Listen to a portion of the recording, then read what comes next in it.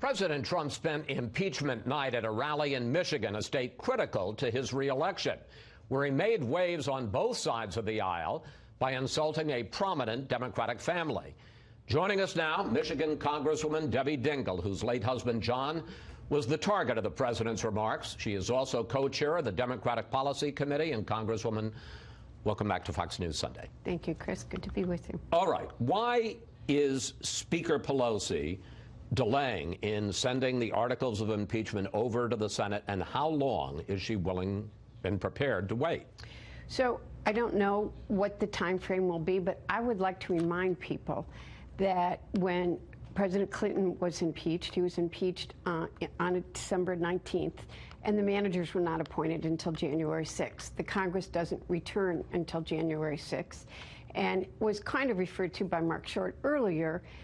There were two resolutions at that time. One was a resolution to proceed that was passed by 100-0, and then there was a second resolution about who the witnesses would be. I think that... But there were no witnesses. You're talking about in the Senate.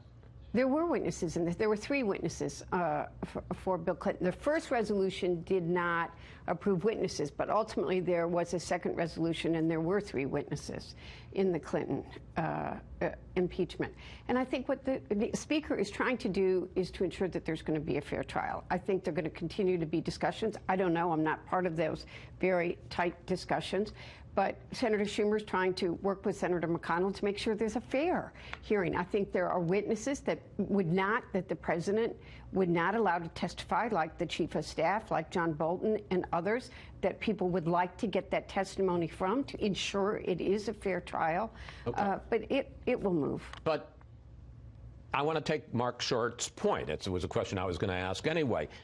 When you guys were debating this in the House Democrats said you couldn't hold off on impeachment. You couldn't even wait for the courts to decide on House subpoenas because Donald Trump was such a threat to the nation. Here are some of your colleagues during this process. The president's continuing course of conduct constitutes a clear and present danger to democracy in America. This is not a rush to judgment. It's a rush to justice, and we must not delay. Could we find a more perfect description of the present danger emanating from 1600 Pennsylvania Avenue? So if President Trump is such a threat, if this case is so urgent, why not send impeachment to the Senate right away? Well, first of all, Chris, did you really think the United States Senate was going to start this trial before January 6th? You have no idea what's going to happen in the next 2 weeks as the leaders are trying to negotiate what's going to happen. And as I remind you, Republican impeachment with President Bill Clinton, the managers weren't appointed until January 6th. I hope that the leaders are going to continue to talk. I think this was one of the hardest votes, I think, and one of the most important votes I'll cast in my career, however long it may be. And it was about protecting our national security. I did not come out for this impeachment last summer under enormous pressure from Tom Steyer buying 40 ads and MoveOn.org because I was worried about the division in this country. But it became very clear there was a danger to our national security. There was a danger to our democracy. And that's why we are aware of what's happening and have to protect it as we go into this next year's election. Okay, but you certainly would agree. You say, well, it always is a delay over between Christmas and New Year's, but Nancy Pelosi has made it clear she's hoping that by holding it up, it creates some leverage that will allow Chuck Schumer to make a deal with Mitch McConnell on the ground rules for the trial. The question is, why does she think she has any leverage here? The president and top Republicans say she's threatening not to give them something they don't want anyway. Take a look.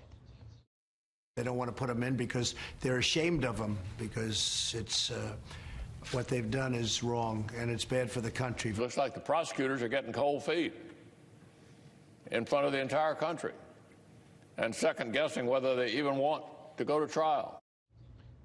And one of the Democratic witnesses before House Judiciary, Harvard Law professor Noah Feldman, says, look, if you don't send impeachment to the Senate, then the president is never actually impeached. So isn't this almost the definition of an empty threat? I don't think that it is an empty threat, and I don't like the words threat. I think this is about our democracy. So what we're trying to do is to make sure that there's a fair trial. And when Senator McConnell, you're a juror. You're supposed to go in with an open mind and listen to the facts. There are more facts to be gathered, says, I've already made up my mind and I'm going to do what the White House says. I don't call that a fair and impartial hearing or court trial. Okay. I'm going to take one last crack at this because the Constitution is clear. And for all of the complaints from Republicans, well, you're not doing it right or wrong, the Constitution was very clear and very simple that impeachment is the sole purview of the House. It's equally clear.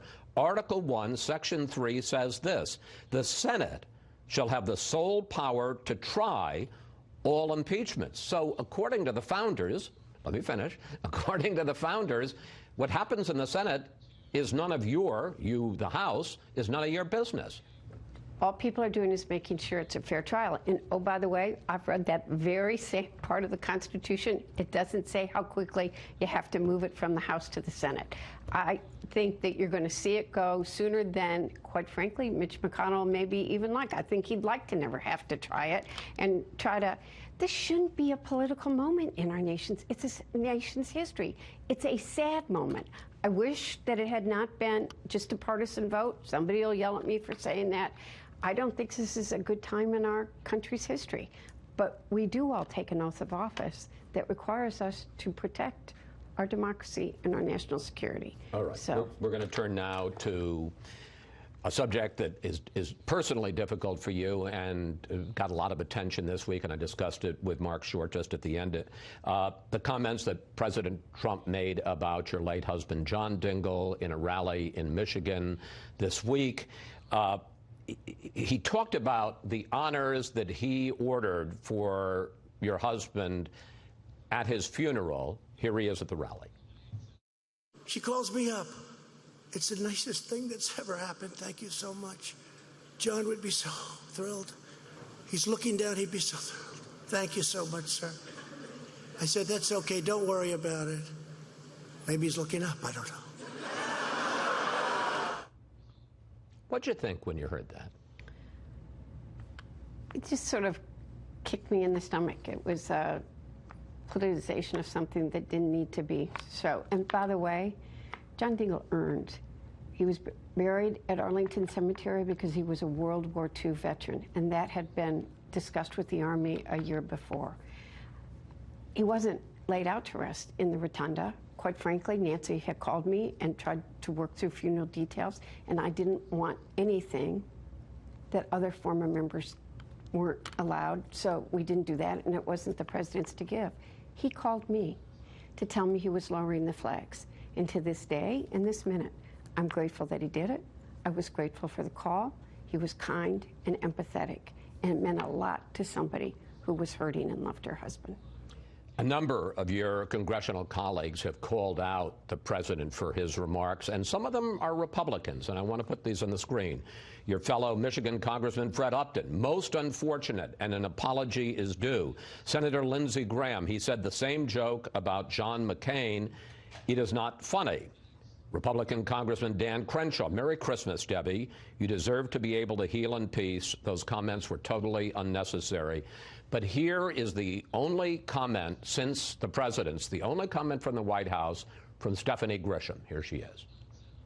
I think that, as we all know, the president is a counterpuncher. It was a very, very supportive and wild crowd, and he was just riffing on some of the things that had been happening the past few days. Well, I guess the argument is he did something nice for you. He did order the flags to be lowered to half staff, and you voted to impeach him. Those are two different issues for me. You know, we have to learn in our country that you can disagree agreeably. I understand that this impeachment was a very personal issue to him, but I think there are lines that you don't cross, and I think he crossed a line there. I don't need an apology, don't want an apology. I don't want a campaign to begin around that. What I do want is people to take a deep breath and think going forward that their words have consequences, that they can hurt, and how do we bring more civility back to our political environment. And not actually just the political environment. The rhetoric in this country has turned so ugly, vitriolic, and bullying. It's not okay. Social media is destroying our sense of community in this country. Well, it's interesting you said that, because this week you put out, I don't know if people will be able to see it, but this statement, this is a picture. You were all younger then. We were all younger then. Of the Bushes and the Dingells, the George H.W. Bushes, and your husband John, in his final days, a year ago, last November, wrote a statement on the passing of Bush 41. And I wondered if you could read, because frankly, I think this is an important message, particularly at Christmas time. This is what your husband wrote on the passing of John Dingell. I'm sorry, on the passing of George H.W. Bush. George Bush came from a time, as did I, when we believed that American equality demands that we treat one another with the same dignity and respect with which we expect to be treated. He was horrified at the harshness of our national discourse has taken, and deeply disturbed at watching too many people speak past each other. We both share deep concern about the hateful taunts, the despicable actions and language that plague our political culture. Still has a lot of resonance, doesn't it, as we... You know, someone sent that to me on Friday morning, and yes, it has a lot. And the day that John Dingell died, the night before, and the day John Dingell died, he dictated a op-ed that appeared in the Washington Post with that same message. He was worried about this country, and he wanted us to know that we all had responsibility for it, and that compromise isn't a dirty word. He used to say to me, people, God gave us 2 ears and 1 mouth for a reason. We need to listen to each other more. And look, this is going to be a hard holiday for me. It's been hard. I miss him with my whole heart and soul. But if something good can come out of this, if maybe the president can think a little more sometimes, if all of us, I would like to work with the president and everybody else to just be a little kinder, and that random acts of kindness can make somebody's day a whole lot better. Congresswoman Dingell, thank you. Thanks for coming in today. I hope you know that a lot of people in this town will be thinking of you and are thinking of you this Christmas. I'm very blessed, and so was John. Thank you, Chris.